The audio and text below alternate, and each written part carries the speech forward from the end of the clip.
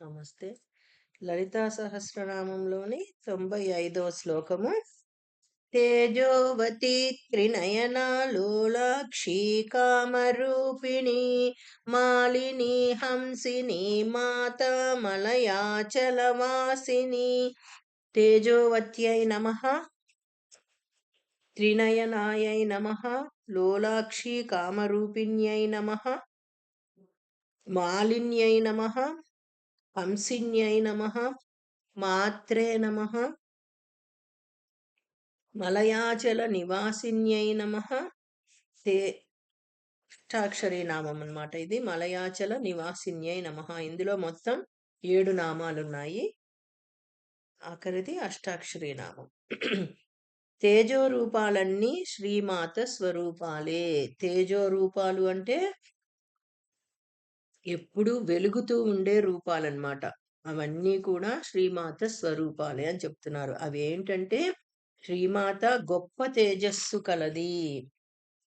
సూర్యుడు, చంద్రుడు, అగ్ని, నక్షత్ర, గ్రహ తారకలన్నింటికీ తేజస్సు ప్రసాదించగల తేజోవతి శ్రీమాత. ఆమె తేజస్సు వలననే ఆ వెలుగులన్నీ జగత్తుకంతటికీ అందుతున్నాయి. తేజో రూపాలన్నీ శ్రీమాత స్వరూపాలే. శ్రీమాతకు సూర్య, చంద్ర, అగ్ని అను 3 నేత్రములున్నవి. వీటితో సృష్టి, స్థితి, లయములనే 3 పనులను చేస్తున్నది. ప్రత్యక్ష శబ్ద అనుమానములనే ప్రమాణములు కూడా. శ్రీమాతకు 3 కళ్ళు. కన్నులు అందంగా క్రిందికి, పైకి, ప్రక్కలకు తిప్పగలదు. అలా త్రిప్పటం వల్ల కళ్ళకు వ్యాయామం జరుగుతుంది. కళ్ళను త్రిప్పటంలోనే నవరసాలను ప్రకటిస్తుంది మాత. నవరసాలను తన కళ్ళ ద్వారా ప్రదర్శిస్తూ ఆయా రూపాలకు తగినట్లు కామరూపాన్ని వహిస్తూ తన భక్తులకు తన కళ్ళ కదలికలతో వారి కోరిన కామ రూపిణిగా ప్రత్యక్షమై నిరంతరం రక్షిస్తుంది శ్రీమాత. అందమైన కన్నులు స్త్రీల సౌందర్యమును తెలుపుతాయి. శ్రీరామ సౌందర్యం పురుషులనే మోహింపచేస్తే శ్రీమాతా సౌందర్యం స్త్రీలనే మోహింపచేస్తుంది. శ్రీరాముడు కమలపత్రాక్షుడు. స్త్రీలను హరిణాక్షి, చపలాక్షి, కురంగాక్షి, మృగాక్షి, మీనాక్షి, విశాలాక్షి, అంబుజాక్షి, ఇందీవరాక్షి, కమలాక్షి, కువలయాక్షి, నలినాక్షి, పంకజాక్షి, నీరజాక్షి, పద్మాక్షి, లోలాక్షి ఇలా అందంగా వర్ణిస్తారు. అన్ని కన్నులతో అమ్మని అందంగా వర్ణిస్తూ ఉంటారన్నమాట. అందులో శ్రీమాత కన్నులతోనే మనందరినీ కూడా పాలించగలదు. అదే కదా మనం అనుకున్నాం, సింహాసనం మీద కూర్చున్న అమ్మవారు కంటితోనే అన్ని దిక్కులా చూస్తూ మనందరినీ కూడా ఎలాంటి పనులు చేస్తున్నారు, ఏ పనులు చేస్తున్నారు తెలుసుకుంటూ దానిని బట్టి మన కర్మలను బట్టి మనకి ఆ స్థానాన్ని ఇస్తూ ఉంటారనమాట శ్రీమాత. కాబట్టి మనం మంచి పనులను చేస్తూ ఉంటే మన స్థానం పై స్థాయికి వెళ్తుంది. చెడు పనులను గాని చేయటానికి ఆలోచన వచ్చినా సరే ఆ స్థానం క్రిందిగా పడిపోతుంది అని అమ్మవారు చెప్తున్నారనమాట. అలాగే మన అచ్చులు 16, హల్లులు 34, మొత్తం కలిపి 50 అక్షరాలు మాలలుగా కలది మాత. ఈ 50 అక్షరాలని కూడా మాలలుగా మనం ఎలా అయితే కలిపి విడదీయకుండా కలుపుతూ స్తోత్రాలను చదువుతున్నామో, కలుపుతూ మంత్రాలను చదువుతున్నాము, అలాగే ఈ అక్షరాలన్నీ కూడా కలిపి ఒక మాలగా అమ్మకి అలంకరిస్తూ ఉన్నారనమాట. కాబట్టి పాలను నీళ్లను హంస వేరు చేసినట్లు సోహం మంత్రం ద్వారా ఆత్మ అనాత్మలను గుర్తించిన వారు యతీశ్వరులు. ఆత్మ ఏంటి, ఆత్మ కానిదేంటి అని గుర్తించిన వారన్నమాట యతీశ్వరులు. కావున శ్రీమాతకు హంసిని అని పేరు కలదు. హంసో హంసో అనునది ఆవృతి అగునప్పుడు సోహం సోహం అని పలకబడుతుంది. అది లోపలికి హంసో హంసో అన్నప్పుడు అది ఆవృతిగా మారినప్పుడు సోహం, సోహం అని మనకి లోపలికి వెళ్తూ ఉంటుందనమాట. అని బయటికి పలకబడుతూ ఉంటుంది. ఈ హంస మంత్రం ఓం ప్రణవాక్షరమునకు మూలము. ఓం అని మనం అంటున్నాం కదా! ఆ అక్షరానికి మూలమైనదనమాట ఈ హంస.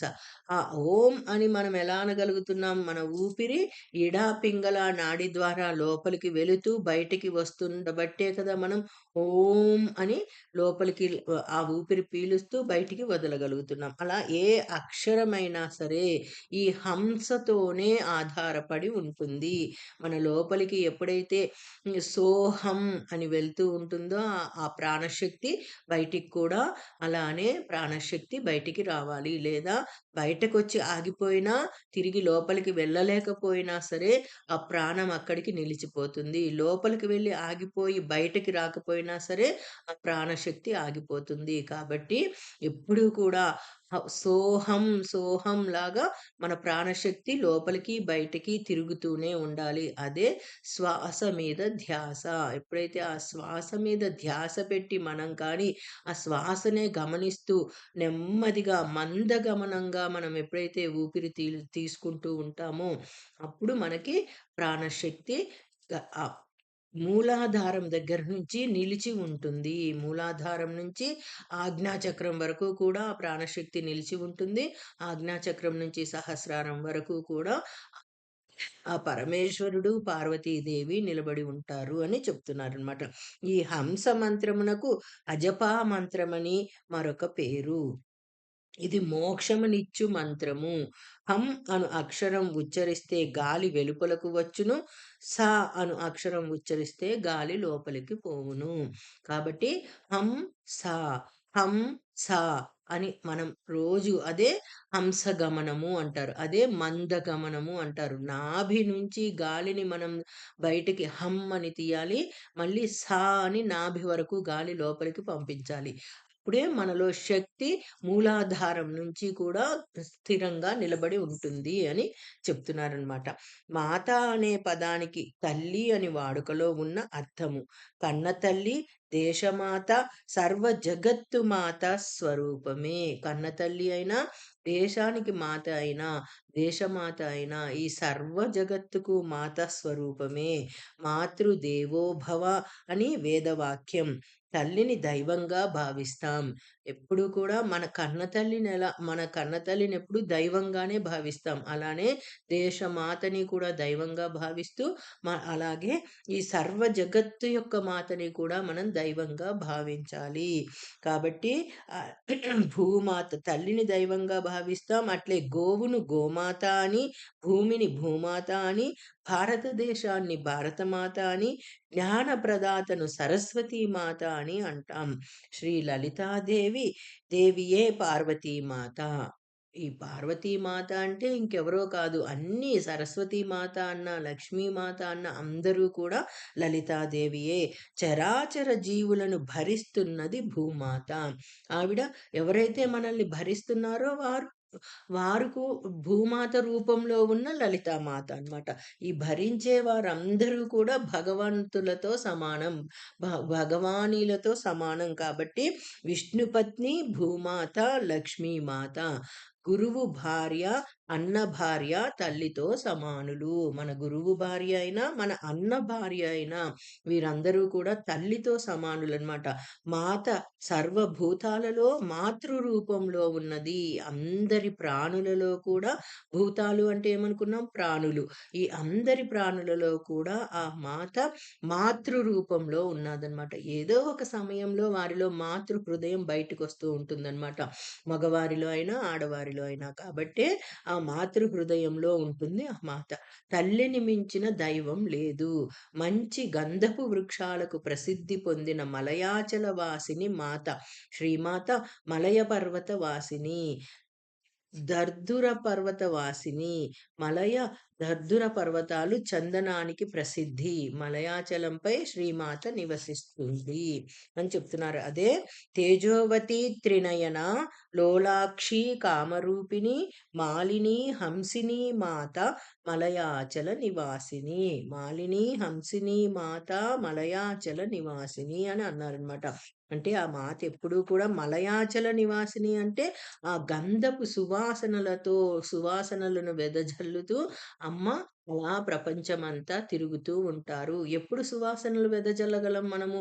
మనం మనం చక్కగా నవ్వుతూ తిరుగుతున్నప్పుడే మన ప్రక్కవారికైనా, మన ఎదుటి వారికైనా మనము మన దగ్గర నుంచి పాజిటివ్ ఎనర్జీ పాస్ అవుతూ ఉంటుందనమాట. ఆ పాజిటివ్ ఎనర్జీనే మంచి గంధపు సువాసన. ఆ గంధపు వాసన ఎప్పుడొస్తుంది అంటే, మనం పాజిటివ్ ఎనర్జీని అవతలి వారికి పంపించినప్పుడే ఆ ఎనర్జీ పాస్ అవుతూ ఉంటుందనమాట.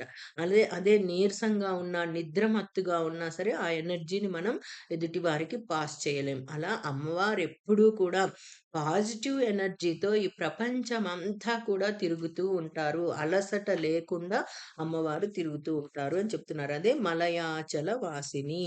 కాబట్టి మనం ఎప్పుడూ కూడా మనకెప్పుడూ అలాంటి యాక్టివ్‌నెస్ కావాలి అంటే ఈ శ్లోకాన్ని చదువుతూ ఉండాలి. కంటితోనే మనం అందరిని ప్రేమిస్తూ ఉండాలి.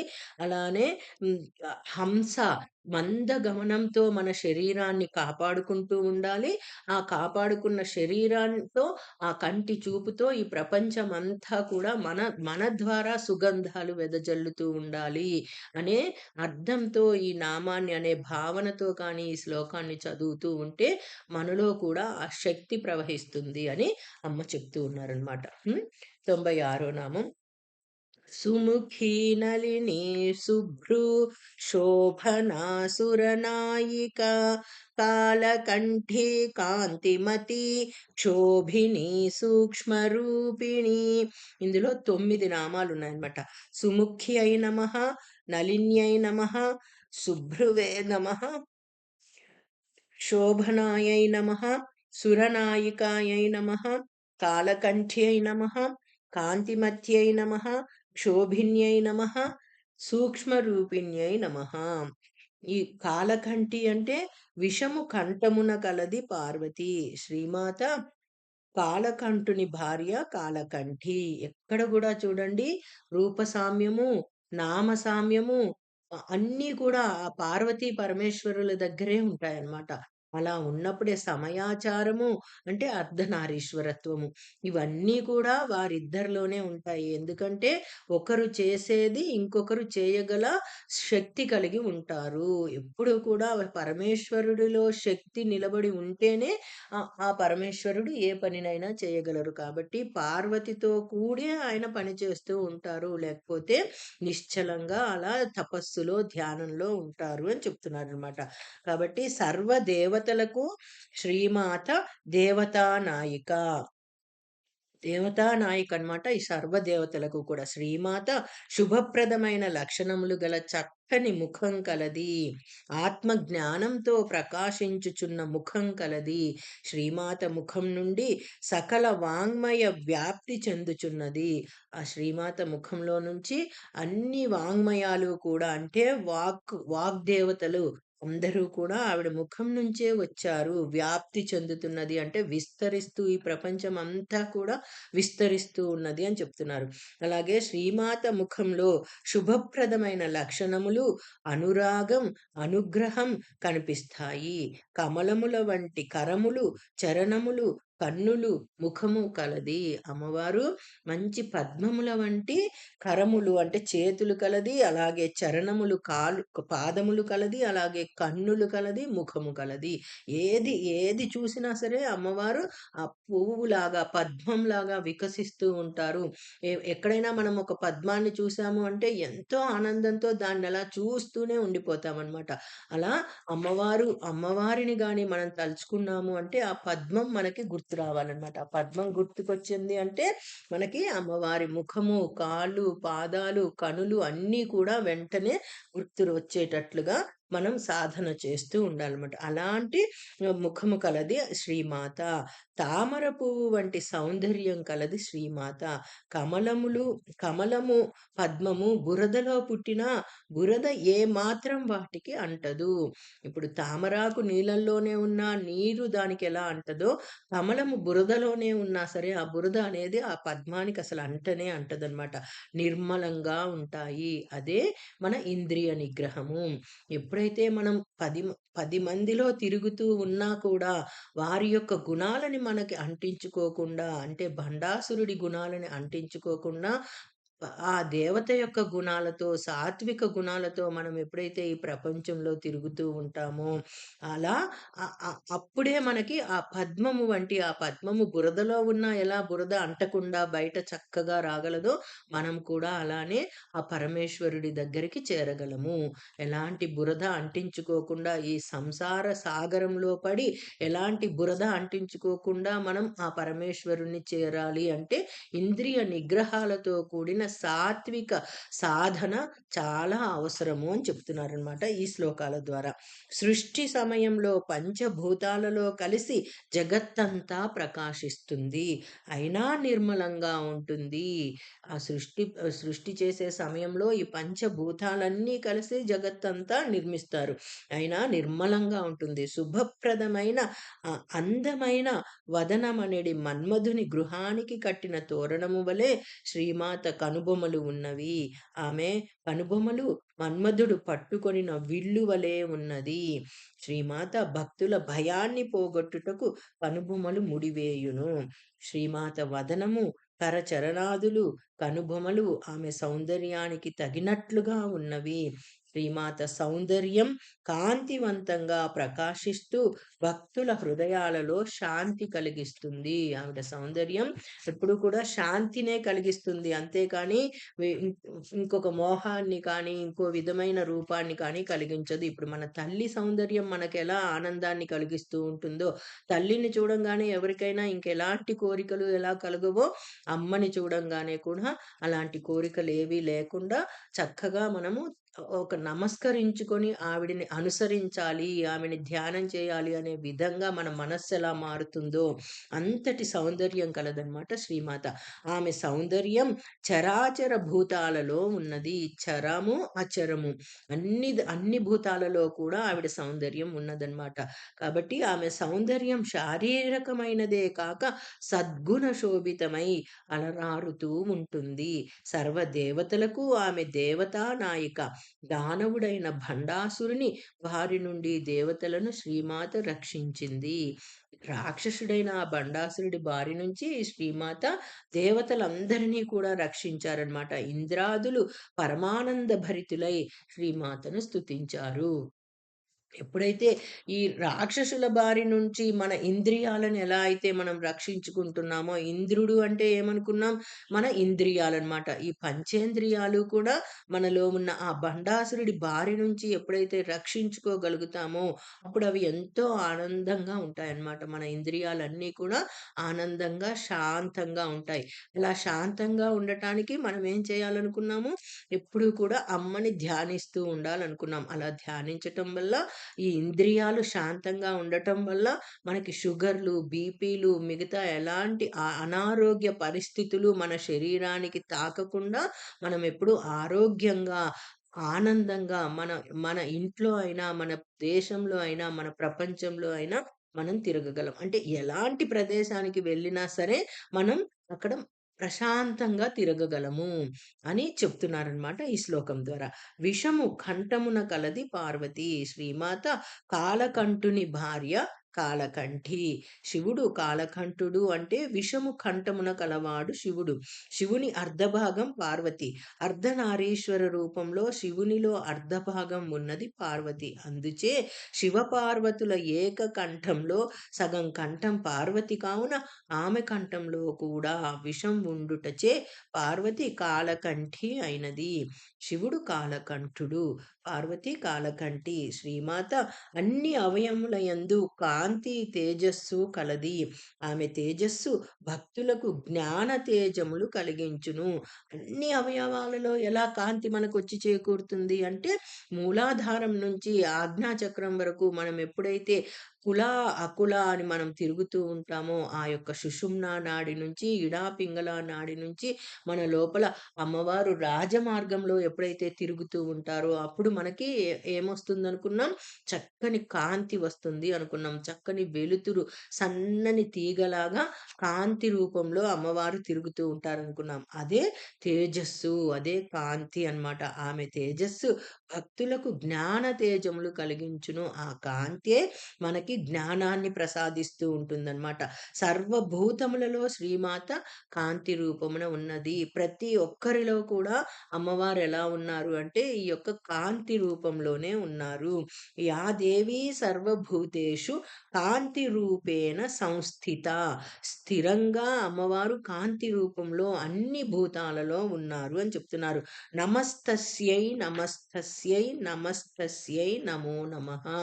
అమ్మవారి ఈ ఈ స్తోత్రము అన్ని రూపాలలో కూడా నిలిచి ఉంది అని చెప్తూ ఉన్నారనమాట. కాబట్టి ఆ శ్రీదేవి స్తోత్రం అన్నమాట ఇది. సృష్టి చేయుటయే క్షోభ.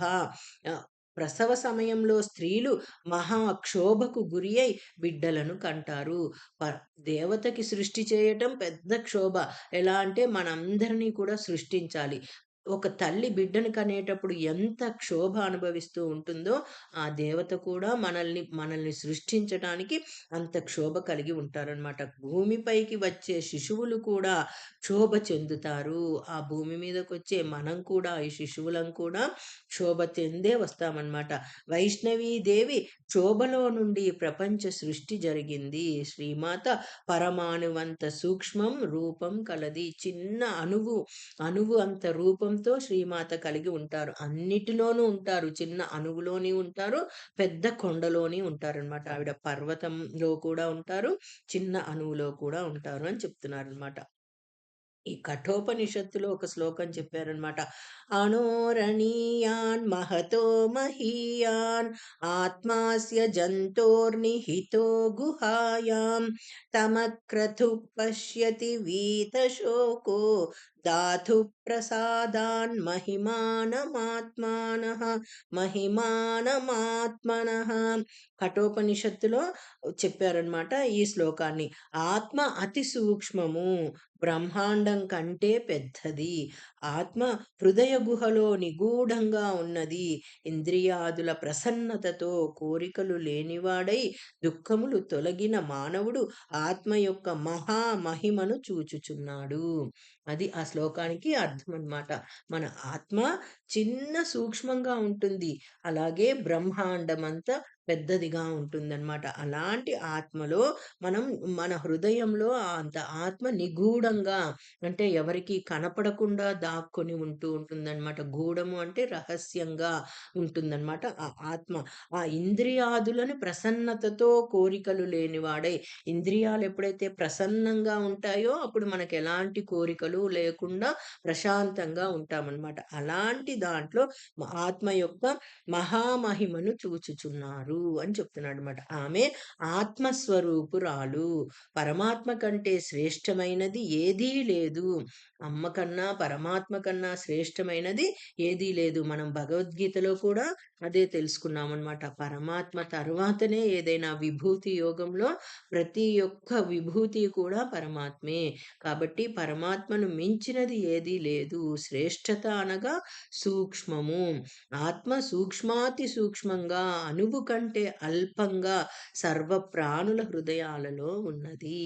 వాక్కులు, మనసు కూడా సూక్ష్మ రూపిణి అయిన శ్రీమాతను వర్ణించలేవు. ఆ మాతని మన వాక్కులు కానీ, మనస్సు కానీ ఆ మాతను వర్ణించలేవన్నమాట. శ్రీమాతను ఆత్మతత్వంతో తెలుసుకొని జ్ఞాన చక్షువుతో మాత్రమే చూడగలము.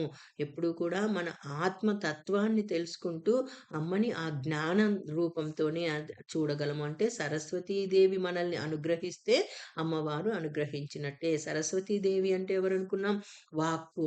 ఆ వాక్కు ద్వారానే అమ్మవారిని మనం జ్ఞానం ద్వారా చూడగలము. వాక్కుతో మాట్లాడుతూ అంటే మంత్రాలని ఉచ్చరిస్తూ, ఆ ఉచ్చరించిన మంత్రాల ద్వారా వచ్చిన జ్ఞానంతో మనం అమ్మవారిని చూడగలము అని చెప్తూ ఉన్నారనమాట. 97వ శ్లోకం. వజ్రేశ్వరీ వామదేవి వయోవస్థా వివర్జిత సిద్ధేశ్వరీ సిద్ధ విద్యా సిద్ధమాతా యశస్విని. ఇందు 7 నామాలు కలవన్నమాట.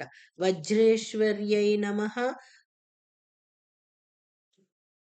వామ వయోవస్థా వివర్జితాయై నమః.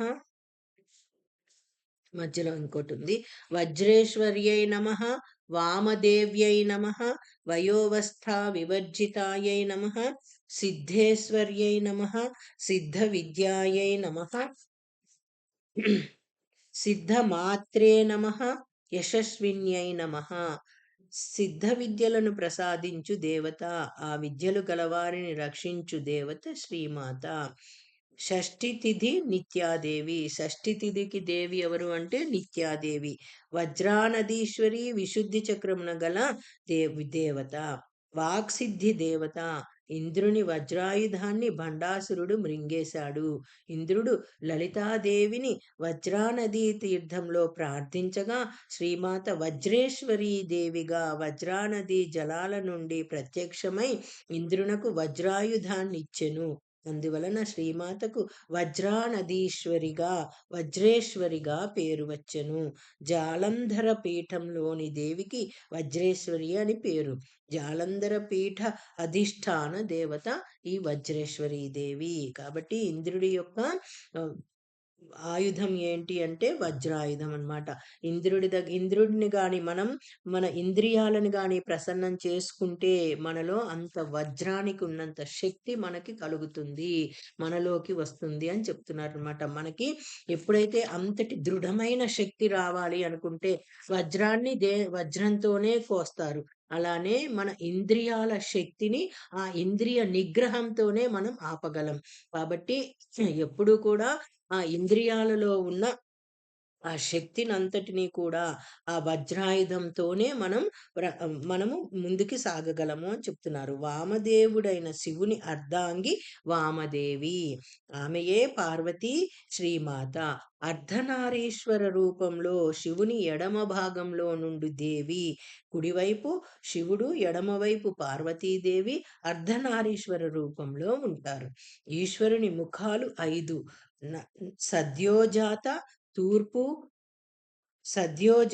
తూర్పు, వామదేవ దక్షిణ, అఘోర పశ్చిమ, తత్పురుష ఉత్తర, ఈశాన్య ఊర్ధ్వముఖాలు. మొత్తం విష్ణు రూపాలు ఎన్ని ఉంటాయి? 5 ముఖాలుగా కలిగి ఉంటాయి అన్నమాట. ఒకటి సద్యోజాత తూర్పు ముఖంగా ఉంటుంది, వామదేవ దక్షిణ ముఖంగా ఉంటుంది, అఘోర పశ్చిమ ముఖంగా ఉంటుంది, తత్పురుష ఉత్తర ముఖంగా ఉంటుంది, ఈశాన ముఖంగా ఊర్ధ్వముఖాలు ఉంటాయి అని చెప్తున్నారు అనమాట. బాల్యము, యవ్వనము, కౌమారము, వార్ధక్యము అను ఈ 4 అవస్థలు శ్రీమాతకు లేవు. ఇలాంటి ఏ అవస్థలు కూడా, ఎలాంటి బాధలు కూడా ఆ అమ్మవారికి లేవన్నమాట. ఇంకా రావన్నమాట. కాబట్టి ఆమె నిత్య యవ్వనవతురాలు. ఆమె ఎప్పుడూ కూడా యవ్వనంగా సౌందర్యవతురాలుగా ఉంటారు. మానవ దేహానికే ఈ అవస్థలు అన్నీ, మన మానవ శరీరానికే ఈ అవస్థలు అన్నీ ఉంటాయి. దేవతలకి ఈ అవస్థలు ఉండవు. ఇవి మరియు ఆత్మకు కూడా ఇలాంటి అవస్థలు లేవు.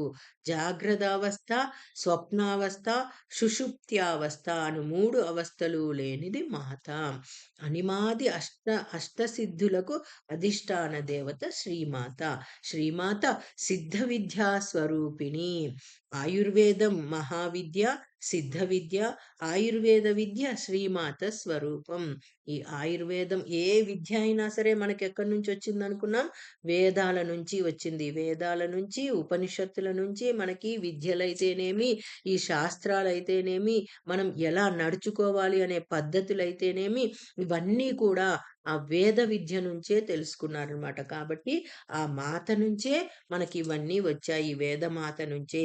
కాశీ క్షేత్రంలో సిద్ధ విద్యాదేవి ఉన్నది. సిద్ధ విద్యలన్నీ మాత స్వరూపాలే. ఆయుర్వేద వైద్య శాస్త్రంలో ప్రకృతిలోని వృక్షాలను వైద్యం కోసం, రోగి ఆరోగ్యం కోసం వైద్యులు ఉపయోగిస్తున్నారు. వైద్యం కోసం రోగి ఉపయోగిస్తాడు. ఆరోగ్యం కోసం వైద్యుడు ఉపయోగిస్తూ ఉంటాడనమాట. చెట్ల వేళ్ళు, బెరడులు, కొమ్మలు, రెమ్మలు, పూలు, ఆకులు ఉపయోగించి ఆయుర్వేద మందులను తయారు చేస్తారు. అదే సీతాదేవి ఏమనుకున్నాం మనం? ప్రకృతికి మాత అనుకున్నాం. సీతాదేవికి తెలియని వ వ ఈ వృక్షం ఉండదనమాట. అడవిలో ఎక్కడ చిట్టడవిలో అయినా సరే, ఎంత చిన్న వృక్షమైనా సరే, చిన్న లతలు, చిన్న తీగలు అయినా సరే సీతాదేవికి తెలియకుండా ఉండదనమాట. దానిలో ఉన్న మెడిసినల్ వాల్యూస్ అన్నీ కూడా ఆ అమ్మవారికి తెలుసనమాట. కాబట్టే సంజీవిని ఆ విద్యని అమ్మవారు ఆంజనేయుడికి తెలుపబట్టి మనకు లక్ష్మణ స్వామిని ఆంజనేయుడు వెళ్ళి ఆ సంజీవిని ఆ యొక్క వైద్య వృక్షాన్ని తీసుకొని వచ్చి ఆయనకి ఇవ్వగా ఆయన బ్రతికారనమాట. సీతాదేవి చేసిన తపస్సులో కొంత భాగాన్ని లక్ష్మణుడు బ్రతకటం కోసం ఆవిడ ఉపయోగించారనమాట. అంటే చూడండి, మనం అది మళ్ళీ ఎవ్వరికీ తెలియదనమాట. ఆ సీతాదేవి ఒక్కరికే తెలుసు ఆ విషయం. అది కనీసం నేనిలా చేశాను అని కూడా, అది గొప్పతనం, నా గొప్పతనం వల్లే ఇలా లక్ష్మణస్వామి బ్రతికాడు అనే విషయం కూడా ఎవ్వరికీ చెప్పరనమాట. ఎందుకు చెప్పరు అంటే, తల్లిగా ఆవిడ బాధ్యత అది. అంటే తల్లి, మనకి ప్రకృతి మాత తల్లి అనమాట. తల్లిగా ఆవిడ బాధ్యత. మన ఇంట్లో పిల్లలకి చిన్న జ్వరం వస్తుంది, జలుబొస్తుంది. ఏం చేస్తాం మనం? రాత్రంతా కూర్చొని వారికి మందులు వేస్తుంటాం, టానికులు వేస్తుంటాం, అవన్నీ చేస్తాం. పొద్దున లేసి అందరికీ చెప్పుకుంటామా? నా పిల్లోడిని ఇలా నేను చూసుకున్నాను, నేను చేశాను, నా వల్లే ఇలా అయ్యింది అని చెప్పుకుంటామా? తల్లి అనేవాళ్ళు ఎప్పుడు కూడా అలా ప్రచారం చేసుకోరనమాట. అది ఆవిడ బాధ్యత. ఆవిడ చేయాల్సిన పని అది. కాబట్టే మనకి ఆ సీతాదేవి కూడా ఆ లక్ష్మణ స్వామికి ఆ యొక్క బాధ కలిగినప్పుడు ఆవిడ ఆ సంజీవిని వృక్షం ఎక్కడుందో చెప్పి ఆ హనుమంతునికి తెలియజేసి ఆయన వెళ్ళి తీసుకొచ్చి ఆయనకి అర్పించే విధంగా చేశారనమాట. కాబట్టే ఆవిడ ప్రకృతికి మాత సీతాదేవి.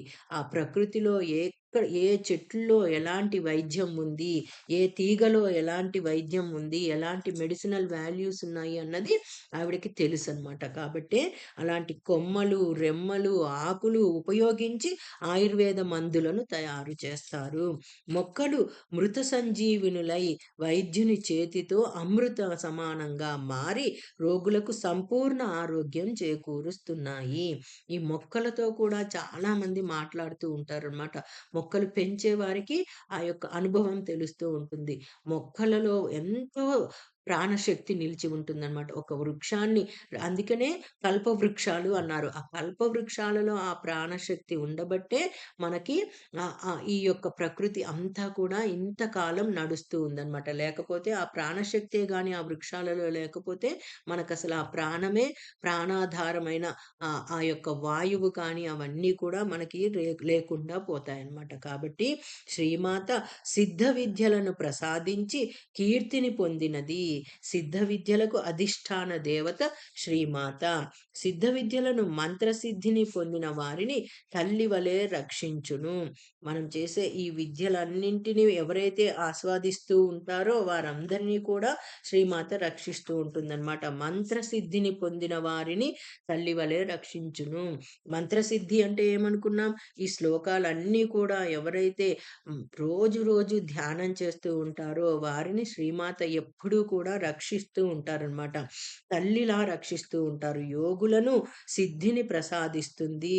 అలా యోగం చేసే వారికి ఎప్పుడూ కూడా ఆ సిద్ధిని ప్రసాదిస్తూ ఉంటారనమాట శ్రీమాత. సర్వకాలముల యందు అందరును తల్లి వలె కాపాడును. స్మరణ మాత్రముననే అందరినీ కాపాడు తల్లి. ఎప్పుడు మనం స్మరణ చేసుకున్నంత మాత్రానే వచ్చి మనల్ని కాపాడుతుంది కాపాడుతూ ఉంటుంది. ఇంట్లో మనం లేవలేని స్థితిలో ఉంటాం.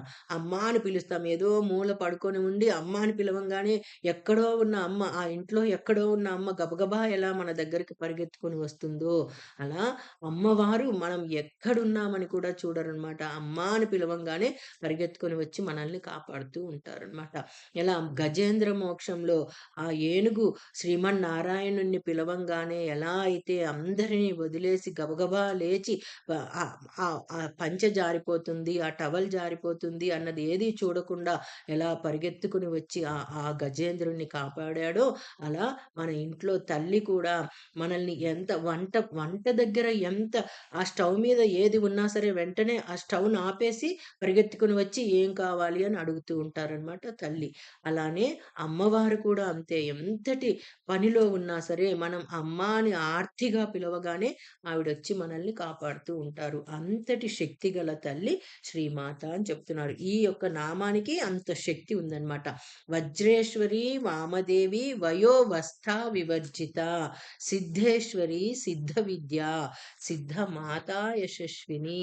ఈ ఈ యొక్క నామానికి, ఈ యొక్క శ్లోకానికి అంత శక్తి ఉందన్నమాట. 98వ శ్లోకము. విశుద్ధి చక్ర నిలయ రక్తవర్ణ త్రిలోచన కట్వాంగాది ప్రహరణ వదనైక సమన్విత. విశుద్ధి చక్ర నిలయాయై నమః, అరక్తవర్ణాయై నమః. విశుద్ధి చక్ర నిలయ రక్తవర్ణ త్రిలోచన. ఆ రక్తవర్ణాయై నమః. ఆ అనేది అక్కడ పెట్టుకోవాలి. ఇక్కడ దీర్ఘం వచ్చింది కాబట్టి సవర్ణ దీర్ఘ సంధి, ఇవన్నీ సంధులతో కొన్ని కూర్చి ఉంచుతారనమాట. కాబట్టి విశుద్ధి చక్ర నిలయాయై నమః, ఆ రక్తవర్ణాయై నమః, త్రిలోచనాయై నమః, కట్వాంగాది ప్రహరణాయై నమః, వదనైక సమన్వితాయై నమః. ఇది అష్టాక్షరి నామాలు. మధ్యలో చతురక్షరి నామం ఉంది, పంచాక్షరి నామం ఉంది. ఆఖరి పాదం అష్టాక్షరి నామాలన్నమాట. బిడ్డలు కలుగు విధానం అంటే విశుద్ధి చక్రము నిలయముగా కలది. విశుద్ధి చక్రంలోని డాకిని అను పేరు గల శ్రీమాతను యోగులు ధ్యానం చేస్తూ ఉంటారు. డాకిని, శాకిని ఇవన్నీ ఉంటాయి కదా. అలా డాకిని అనే పేరు గల యోగులు విశుద్ధి చక్రంలో నిలిచి ఉంటారనమాట. షట్చక్రాలలో విశుద్ధి చక్రం 5వది. పవిత్రమైనది, శుద్ధమైనది. ఈ చక్రమునకు అధిపతి మహేశ్వరుడు. ఈ చక్రం పరిశుద్ధంగా ఉంటే వెంటనే ఆత్మదర్శనం అగును, మహాజ్ఞాని అవుతాడు మనిషి. ఈ విశుద్ధి చక్రం మానవ కంఠస్థానమునకు వెనుక గల వెన్నుపూస స్థానంలో ఉంటుంది. ఈ కంఠం వెనుక ఈ వెన్నుపూస స్థానంలో ఉంటుందన్నమాట విశుద్ధి చక్రం. ఇక్కడి పద్మపు రంగు ఎరుపు తెలుపు కలిసిన పాటల వర్ణం. అక్కడ ఏం కలర్ కలిసి ఉంటుంది అంటే ఎరుపు తెలుపు కలిసిన పద్మం రంగులో ఉంటుందన్నమాట. విశుద్ధి చక్రంలోని పద్మం 16 దళాలు గలది. 16 రేకులతో అక్కడ ఒక పద్మంలా ఉంటుందన్నమాట. అవే శ్రీచక్రం.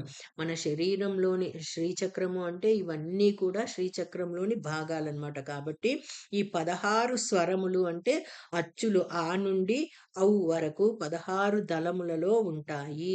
ఇవన్నీ ఎలా మనకి అక్షరాలన్నీ బయట పలకగలుగుతున్నాము అంటే ఆ విశుద్ధి చక్రం ద్వారానే. ఆ చక్రంలో ఉన్న 16 రేకుల ద్వారా మనకి 16 అక్షరాలు కూడా వచ్చాయన్నమాట. ఈ స్వరములు 16 వైఖరి శక్తి రూపాలుగా మారి శబ్దాలుగా, వాక్కులుగా, పదములుగా, స్వరాలతో స్వరయుక్తంగా మానవుని నోటి నుండి బయటకు వస్తాయి. చూడండి, అందుకనే ఆ విశుద్ధి చక్రం ఎప్పుడైతే ప్రశాంతంగా లేదో, ఆ విశుద్ధి చక్రం ఎప్పుడైతే శుద్ధంగా లేదో వారికి మాట అనేది రాదు, మూగతనం ఏర్పడుతుంది. కాబట్టి ఎప్పుడూ కూడా విశుద్ధి చక్రాన్ని శుద్ధిగా ఉంచుకోవాలి. మూగతనమే కాకుండా మనకి మాటలు వచ్చినా సరే మంచి నలుగురికి ఉపయోగపడే మాటల్ని చెప్పలేమన్నమాట. ఎప్పుడూ కూడా ఎవరి మీదో ఒకరి మీద ఏదో ఒకటి చెప్పుకుంటూ తిరుగుతూ ఉంటారు చూడండి. అలాంటి వారికి ఆ విశుద్ధి చక్రం అనేది లభించదు. ఎప్పుడు అమ్మని ధ్యానం చేస్తూ అమ్మ సాధనలోనే ఉంటూ ఎవరైతే ఉంటారో అలాంటి వారికి ఆ విశుద్ధి చక్రం శుద్ధి అవుతూ చక్కగా మంచి వాక్కులు, మంచి పలుకులు బయటకు వస్తూ ఉంటాయి అని చెప్తూ ఉన్నారనమాట. కాబట్టి స్త్రీ పురుషుల కలయికతో బిడ్డలు కలుగు విధానం. శ్రీమాత ఎరుపు, తెలుపు కలిసిన పాటల వర్ణంలో ఉంటుంది ఆ విశుద్ధి చక్రాల ద్వారా. ముందు విశుద్ధి చక్రం గురించి తెలుసుకుందాం. అయితే మంచి మాటలు, పలుకులే కాకుండా మంచి స్వరాలు అంటే పాటలు పాడగల శక్తి, శ్లోకాలు చదవగల శక్తి, అలాగే మంత్రాలు చదవగల శక్తి ఇవన్నీ కూడా అమ్మవారు మనకి ఆ విశుద్ధి చక్రం ద్వారానే ఇస్తున్నారనమాట. అందుకనే సాత్విక ఆహారం తీసుకోవాలి అని ఎందుకు చెప్తున్నారు అంటే, ఆ విశుద్ధి చక్రం శుద్ధంగా ఉండాలి అంటే ఎప్పుడూ కూడా మనం సాత్విక ఆహారాన్నే తీసుకోవాలి అని చెప్తూ ఉన్నారనమాట. తర్వాత స్త్రీ పురుషుల కలయికతో బిడ్డలు కలుగు విధానం అంటే శుక్లం పురుష వీర్యకణం, శోణితము స్త్రీ అండము. ఒకరోజు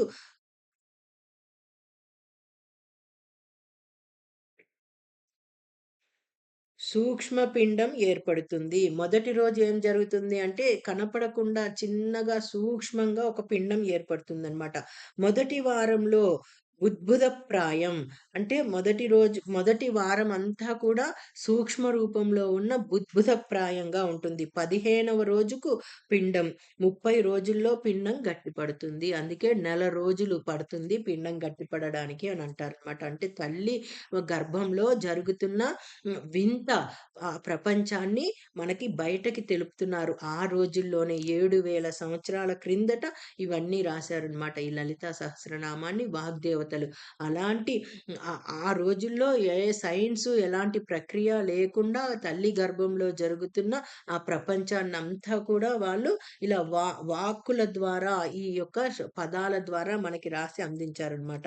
కాబట్టి ఆ విశుద్ధి చక్ర శక్తి వలన వదనం ఏర్పడుతుంది. మొదటి నెలలో ఈ విశుద్ధి చక్ర శక్తి వల్ల వదనం మొహం ఏర్పడుతుంది. ఒక రంధ్రము ద్వారా ఆహారము పిండమునకు అందుతుంది. ఆ పిండానికి మన శరీరంలో ఉన్న ఆ ఒక రంధ్రము ద్వారా ఆహారం వెళ్తూ ఉంటుందన్నమాట. రెండవ నెలలో గాలి పీల్చడానికి మరొక రంధ్రం ఏర్పడుతుంది. అంటే హంస ఈ ముక్కు రంధ్రాలు ఏర్పడతాయన్నమాట రెండవ నెలలో. అనాహత చక్ర శక్తి వలన ముక్కు ఏర్పడుతుంది. అనాహత చక్రంలో శక్తి వలన ముక్కు ఏర్పడుతుంది. మూడవ నెలలో మణిపూర చక్ర శక్తి వలన నోరు, కళ్ళు ఏర్పడతాయి. అందుకనే మనం ఈ చక్రాలన్నింటినీ కూడా ఎప్పుడైతే యాక్టివ్ చేసుకుంటామో అప్పుడే మనకి మంచి జ్ఞానవంతులైన, ఆరోగ్యవంతులైన పిల్లలు పుడతారు అని అంటారు. అందుకనే మంచి వయసులో ఉన్నప్పుడే 30 సంవత్సరాలు దాటక ముందే పిల్లల్ని కనండి అని ఎందుకు చెప్తున్నారు అంటే, మనలో అంతటి ఆరోగ్యకరమైన శక్తి దాగి ఉంటుందన్నమాట. ఆ తర్వాత 30 సంవత్సరాల తర్వాత నెమ్మదిగా క్షీణిస్తూ ఉంటుందన్నమాట ఆరోగ్యం. కాబట్టి 30 లోపే పిల్లల్ని కంటే మంచి ప్రపంచానికి ఉపయోగపడ జ్ఞానవంతులైన పిల్లలు వస్తారు. వారు అలా వృద్ధి చెందుతూ ఉంటారు అని చెప్పారనమాట. 4వ నెలలో స్వాధిష్టాన చక్ర శక్తి వలన ఉదరములు, నడుము, చెవులు ఏర్పడతాయి. ఉదరము, నడుము, చెవులు ఏర్పడతాయి. 5వ నెలలో మూలాధార చక్ర శక్తి వలన పంచ జ్ఞానేంద్రియములు ఏర్పడతాయి. మూలాధార శక్తి వలన పంచ జ్ఞానేంద్రియములు ఏర్పడతాయి. 6వ నెలలో ఆజ్ఞాచక్ర శక్తి వలన పంచ జ్ఞానేంద్రియములతో పాటు మనస్సు కూడా ఏర్పడుతుంది. 7వ నెలలో సహస్రార చక్ర శక్తి వలన పిండములోనికి జీవుడు ప్రవేశిస్తాడు. ఈ సహస్రార చక్రం పైన ఈ యొక్క రంధ్రంలో నుంచి ఆ పిండానికి ప్రాణశక్తి ఏర్పడుతుందన్నమాట. జీవుడు వస్తాడనమాట. 8, 9 నెలలలో శరీరం గట్టిపడి ధనంజయ ఉపప్రాణ వాయువుల ప్రేరణతో మాతృగర్భం నుండి బిడ్డ బాహ్య జగత్తులోనికి ప్రవేశిస్తుంది. అది జరుగుతుందన్నమాట కడుపులో ఉన్న బిడ్డకి. అందుకనే ఎప్పుడు కూడా లలితా సహస్రం చదువుతూ ఉన్నా, విష్ణు సహస్రం చదువుతూ ఉన్నా, భగవద్గీత చదువుతూ ఉన్నా మనలో ఈ శక్తులన్నీ కూడా ఉంటాయి. ఈ శక్తుల వలన మనం ప్రసవించే ఆ బిడ్డలు చక్కగా ఆరోగ్యంగా, జ్ఞానవంతులుగా, విజ్ఞానవంతంగా వెలుగుతూ ఉంటారు అని చెప్తున్నారనమాట. 7వ నెల వరకు తల్లి ఒక్కొక్క నెలలో తీసుకోవలసిన ఆహారం ఒక్కొక్క చక్ర అధిష్టాన దేవతకు ఇష్టమైన ఆహారం. అందుకే ఆ తల్లికి ఏది ఇష్టం అనిపిస్తుందో ఆ ఆహారాన్నే ఇవ్వండి అని అంటారు.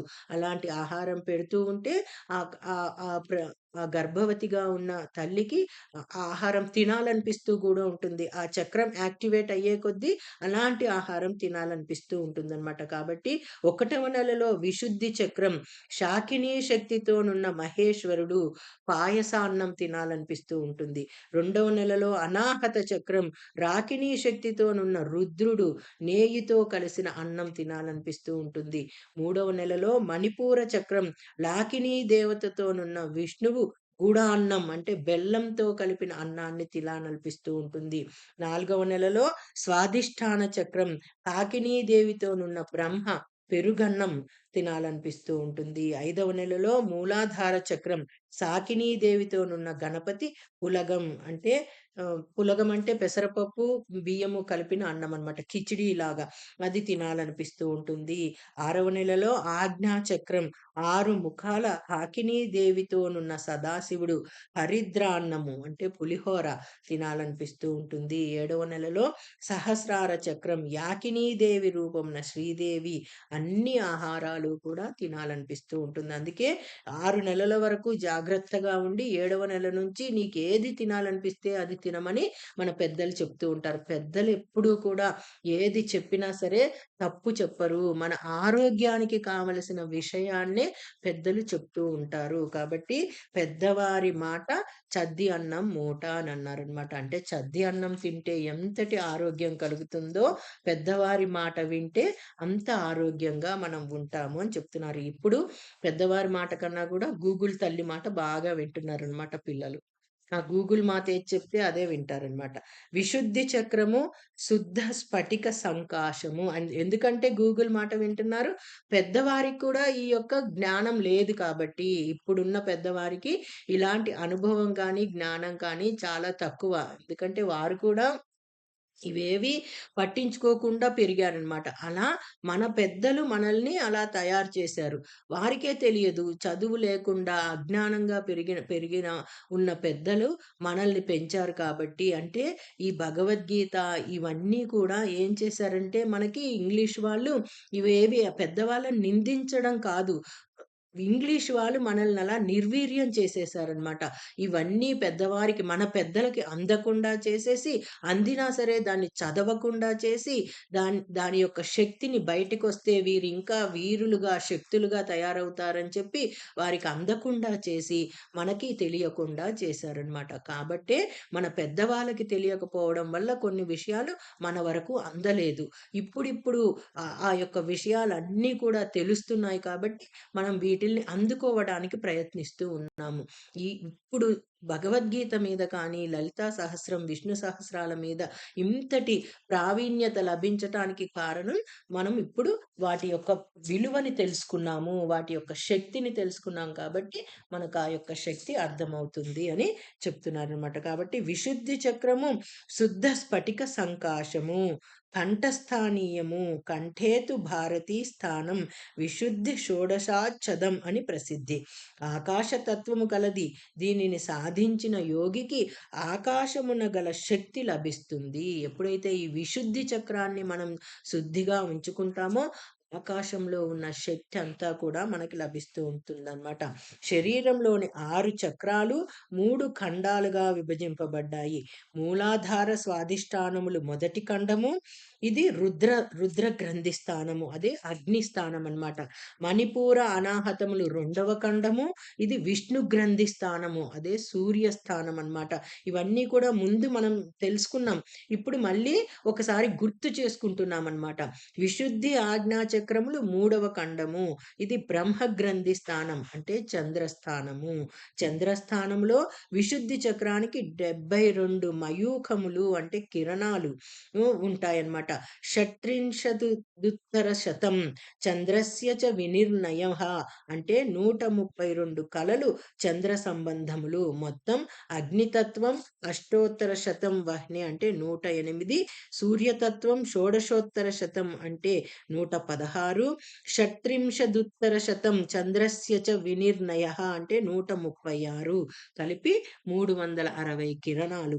అదే జ్వాలలు మయూఖములు అవే కిరణాలన్నమాట. జ్వాలలుగా మయూఖాలుగా బయటికి ప్రసరిస్తూ ఉంటాయి. ఆ 360 కిరణాలే మనకి 360 రోజులుగా, రోజుకొక కిరణంగా మనకి సంవత్సరంగా ఏర్పడ్డాయన్నమాట.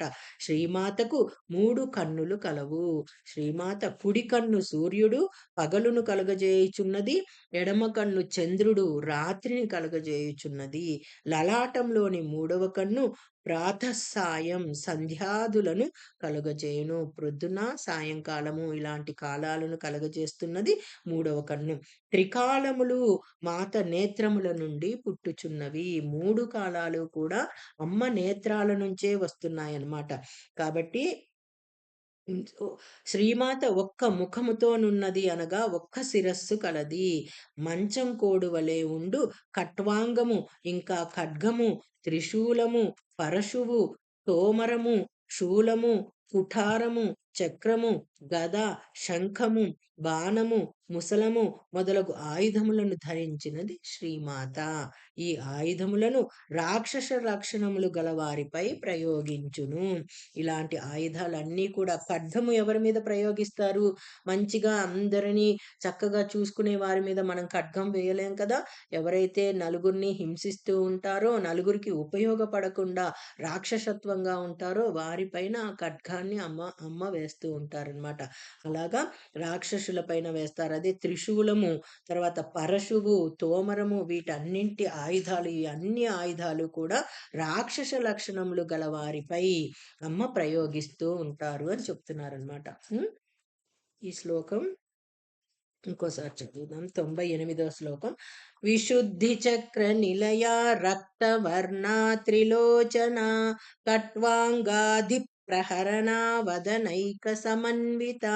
కట్వాంగాది ప్రహరణ అది బిగి ఉందన్నమాట. అక్కడ అండర్లైన్ చేసుకోండి. అది చదివేటప్పుడు పర్ఫెక్ట్ గా చదివితే ఆ విశుద్ధి చక్రం మనకు శుద్ధి అవుతూ ఉంటుందన్నమాట. అందుకనే అక్షరాలను ఎప్పుడూ కూడా చక్కగా పలకాలి అని చెప్తున్నాం అనమాట. అక్షరాలే మన ప్రాణశక్తి. కట్వాంగాది ప్రహరణ అంటే ఆ విశుద్ధి చక్రంలోని గాలి ఒకసారి స్తంభించి మళ్ళీ బయటికి వస్తున్నప్పుడు, ఎప్పుడైనా మనకి ఏదైనా అడ్డమైంది ఒక నాళంలోని, అడ్డమైనప్పుడు ఏం చేస్తాం? ఎక్కువగా ప్రెషర్ పంపిస్తే ఆ ప్రెషర్ తో పాటు దాంట్లో ఏదైతే అడ్డం ఉందో అది బయట వచ్చి పడిపోతుంది అనమాట. అలా ఆ యొక్క శక్తిని పంపడం, అందుకనే బిగి ఇవ్వాలి అంటాం. విశుద్ధి చక్ర నిలయ ఒక్క నిమిషం. విశుద్ధి చక్ర నిలయ రక్తవర్ణా త్రిలోచన కట్వాంగాది ప్రహరణ. ప్రహరణ అని గట్టిగా నాభి నుంచి గాలిని బయటికి తెచ్చాము అంటే ఈ విశుద్ధి చక్రంలో ఏదైనా రాక్షస గుణం ఉన్నా, రాక్షసత్వం ఉన్నా అది బయటకు వచ్చేస్తుంది. మంచి దైవ గుణం లోపలికి వెళ్తుంది అని చెప్తున్నారు అనమాట. ఆల్రెడీ 7 అయిపోయింది. శ్లోకాలు అవ్వలేదు మనకి. 3 శ్లోకాలు అయ్యాయి. చెప్పుకుందాం రేపు. సరే అమ్మా, ఇక్కడికి ఆపేద్దాం.